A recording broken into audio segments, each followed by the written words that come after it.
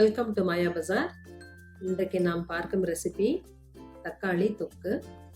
நல்லெண்ணெய் 4 table spoon ஊற்றிருக்கேன், காஞ்சிருச்சு. கடுகு 1/2 டீஸ்பூன் போட்டிருக்கேன். கடுகு வெடிச்சோன்னா உளுந்தம்பருப்பு 1 டீஸ்பூன், கடலைப்பருப்பு 1 டீஸ்பூன்,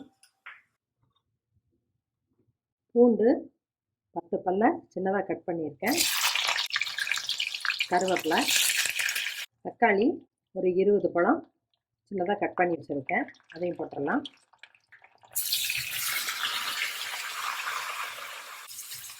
மீடியம் ஃப்ளேமில் ஒரு 10 நிமிஷம் ஃப்ரை ஆகட்டும்.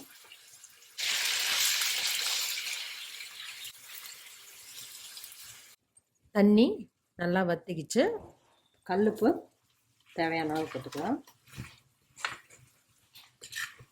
எண்ணெய் பிரிஞ்சு வர்றப்ப அடுப்பு ஆஃப் பண்ணிடலாம். மிளகாய்த்தூள் 2 டீஸ்பூன் போடுறேன். சர்க்கரை 2 டீஸ்பூன் போடுறேன். ஸ்டவ் ஆஃப் பண்ணிடலாம். கடாயில் வெந்தயம், கடுகு, பெருங்காயம் 3 ட்ரையாக வறுத்து பொடி பண்ண போகிறோம். கட்டி பெருங்காயம் 1/4 டீஸ்பூன், வெந்தயம் 1 டீஸ்பூன்,